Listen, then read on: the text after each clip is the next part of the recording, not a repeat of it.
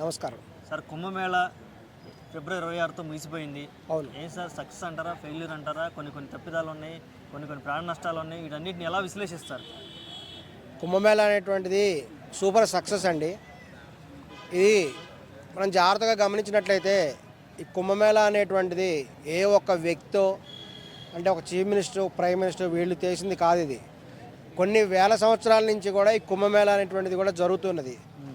ఈ యొక్క ఆకాశంలో బృహస్పతి గ్రహం యొక్క దాని యొక్క కదలికను బట్టి కూడా ఇవి కుంభమేళా వంటివి మరియు పుష్కరాలు వంటివి కూడా ఏర్పడుతూ ఉంటాయి. దానికి అనుబంధంగానే ప్రజలందరూ కూడా సహజంగా వాటి వైపు ఆకర్షితులవుతారు. ఆ సందర్భంలో త్రివేణి సంగమంలో కూడా స్నానం చేసినట్లయితే వాళ్ళకి అత్యంత మేలు జరుగుతుంది. ఈ విషయం ఇదివరకు చేసిన వాళ్ళు కూడా అనుభవించడం వల్లనే తర్వాత తరం వాళ్ళని కూడా తీసుకొని వస్తున్నారు. మనం జాగ్రత్తగా గమనించినట్టయితే ఇప్పుడు జరిగినటువంటి కుంభమేళా మామూలు కుంభమేళా కాదు. అది మామూలుగా కుంభమేళా అంటే 12 సంవత్సరాలకు ఒకసారి వస్తుంటుంది పుష్కరాల్లాగా. ఇది 144 సంవత్సరాలకు ఒకసారి వచ్చేటువంటిది. అంత విశేషమైన కుంభమేళా కాబట్టే ప్రజలందరూ కూడా విపరీతంగా దానికోసం అక్కడికి వెళ్ళి స్నానాలు చేయడం జరిగింది. కానీ జాగ్రత్తగా గమనించినట్లయితే ఈ యొక్క అనేక మంది కూడా ఈర్ష్యాపరులు, ఇతర మతస్థులు కూడా ఈ యొక్క ఈర్ష్యతో కుంభమేళాని ఫ్లాప్ చేయాలి అనేటువంటి ఉద్దేశంతో కూడా అనేక ప్రయత్నాలు కూడా చేశారండి. మనం ఇతర మతస్థులు కూడా ఈ యొక్క కుంభమేళాని ఫ్లాప్ చేయాలని చాలా ప్రయత్నం చేశారు. వాస్తవం చెప్పాలంటే కుంభమేళా అనేటువంటిది ఒక మతానికి చెందినటువంటి కాదు. ఎందుకంటే ఒక సూర్యుడు అనేటువంటి వాడు అన్ని మతాల వాడికి సూర్యుడే, చంద్రుడు అన్ని మతాల వారికి చంద్రుడే, బృహస్పతి గ్రహాలన్నీ కూడా అన్ని మతాల వాళ్ళకి వస్తాయి. నీరు అనేది అన్ని మతాల వాళ్ళు తాగుతారు, ఒక పర్టికులర్ మతం కాదు. అలాగే కుంభమేళా అనేటువంటిది అన్ని మతాల వారు కూడా స్నానాలు చేశారు. అక్కడ ఈవెన్ ముస్లిమ్స్, ఇతర మతస్థులు కూడా వచ్చి స్నానం చేశారు. అంతర్జాతీయ స్థాయిలో విదేశాల నుంచి కూడా వచ్చి స్నానాలు చేశారు. ఆ సందర్భంలో బృహస్పతి జరగటం వల్ల ఈ యొక్క రాశిలో ఉండటం వల్ల కుంభమేళా వచ్చినప్పుడు అందులో స్నానం చేసినట్లయితే అది కూడా 144 సంవత్సరాలకు ఒకసారి వస్తుంది. దేశానికి ఏమైనా ఉపయోగం ఉందా సార్? ఎంతమంది వెళ్ళి స్నానాలు చేయడం ఇవన్నీ బాగానే ఉన్నాయి. కానీ చాలా మంది రైళ్లలోను, బస్సులోను, కార్లోను, ట్రాఫిక్లో ఇబ్బందులు పడ్డారే తప్పితే ఏమన్నా ఉపయోగం ఉందా? ఏమన్నా జీడిపి పెరిగిందా? ఏమన్నా అసలు ఆర్థికంగా? ఖచ్చితంగా పెరిగిందండి, ఖచ్చితంగా పెరిగింది.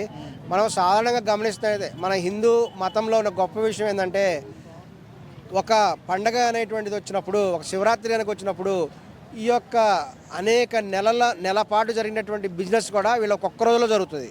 అదేవిధంగా కుంభమేళా అనేటువంటి దాన్ని ఇక యోగి గారు చాలా చక్కగా ఏర్పాటు చేశారు.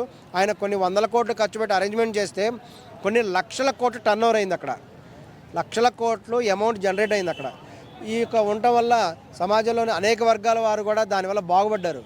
ఆర్థిక పరిస్థితి ఎంతో మెరుగుపడింది. ఈవెన్ చాలామంది సొంత ఇల్లు కట్టుకున్నారు. వీళ్ళలో అన్ని మతాల వాళ్ళు ఉన్నారు.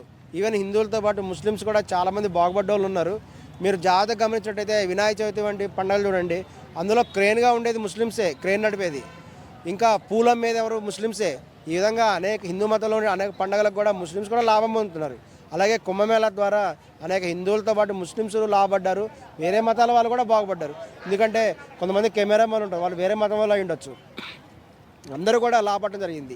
ఈ యొక్క కుంభమేళం ద్వారా ఆధ్యాత్మికం మాత్రమే కాకుండా ఆర్థికంగా కూడా ఎంతో మేలు జరిగింది. ఇక్కడ జాగ్రత్తగా గమనిస్తే కొన్ని మతాల వాళ్ళ ఈర్ష్యతో దీని గురించి దుష్ప్రచారం చేశారు. అక్కడ ఏదో ఒక చిన్న చోట అగ్ని ప్రమాదం జరిగితే మొత్తం జరిగిందని, ఒక చోట తొక్కిసలాట జరిగితే మొత్తం తొక్కిసలాట జరిగిందని ఈ విధంగా చెడు ప్రచారం చేసి దాని విలువను తగ్గించడానికి ప్రయత్నం చేశారు. కానీ ఆకాశాన్ని అరచేత్తో ఎవరు ఆపలేరు అన్నట్టుగా ఇన్ని జరిగినప్పటికి కూడా కొన్ని కోట్ల మంది వచ్చేసేసి అక్కడ దాదాపు 40 కోట్ల మంది వచ్చి పుణ్యస్నానాలు చేయడం జరిగింది. ఇది నిజంగా చాలా గొప్ప విషయము. ఇది ప్రకృతికి మానవుడికి ఉన్నటువంటి అనుబంధాన్ని కూడా ఇది సూచిస్తుంది.